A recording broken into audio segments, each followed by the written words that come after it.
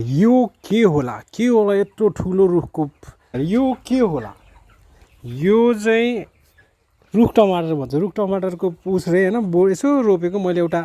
टमाटर ल्याएर टमाटर त्यसको अचार चाहिँ साह्रै मिठो लाग्यो कि म चाहिँ हैन अचार अनि यस्तो मजाको फ्यान हो त्यो टमाटर ल्याएर टमाटरको बिउहरू निकालेर न उस ड्राई गरेर रोपिदिएको यत्रो ठुलो भएछ बाफ्रे अचम्म भयो मतलब सर कतै यो चाहिँ यत्रै लहरा हुन्छ भनेको त कहाँ हुने यो त पुरै खम्बा पुरै बनाउन रुखै हुँदो रहेछ नि ठुलै त्यो त रुख टमाटर बन्यो होला हैन कहिले फल्ने खै कुनि बाबा फल्न नि दह्रो टाइम लाग्छ भन्छ तर यसको अचार चाहिँ यस्तो मिठो हुन्छ म त अमिलो नि टक्क अमिलो है तरकारी खाना चाहिँ उस हुन्न होला तर अचार चाहिँ बेसरी मन पर्यो म त त्यहाँ नै जहिले सब्जी मन्डी जान्छु रुख टमाटर छ भन्छ भनौँ छ कि छैन सोधेर आउँछ नि एक दिन त लिएर आएर घरमै रोप्छु भनेर हल्का फुल्का जुगाड गरेर छु फल्छ फल्दैन त्यो चाहिँ हेर्न बाँकी छ